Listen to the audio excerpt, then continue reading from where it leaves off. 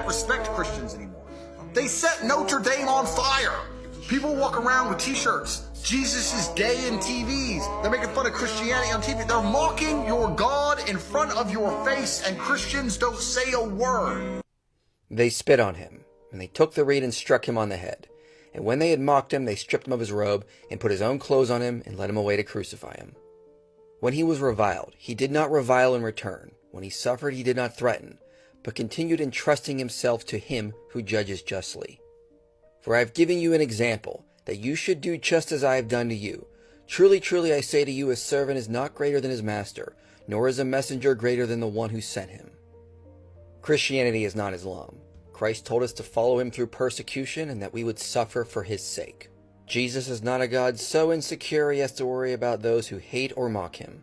And we Christians are not called to be his army of thugs protecting his public image. We are called to love others as he loves us. For God did not send his Son into the world to condemn the world, but in order that the world might be saved through him. This world is infested with hatred and pride, and the only way to save it is not through force, threatening anyone who challenges our God, but by showing them his love. Christ came to save the world, not force it into submission.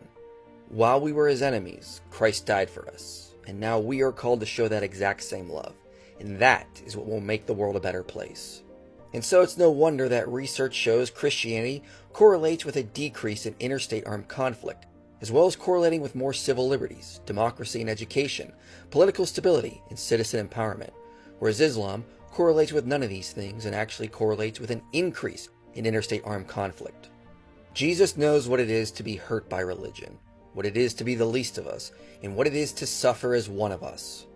He willingly left his throne and lived the life we all should have lived, but died the death we all deserved.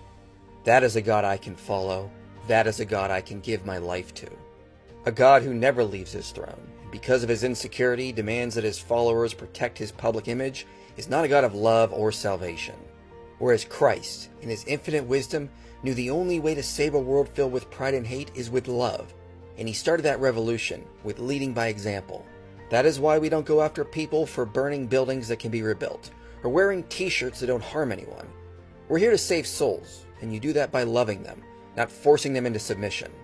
Jesus Christ loves you, and even though we are sinners, we Christians will do our best to show that love. But remember, he already demonstrated it perfectly when he died for you on that cross.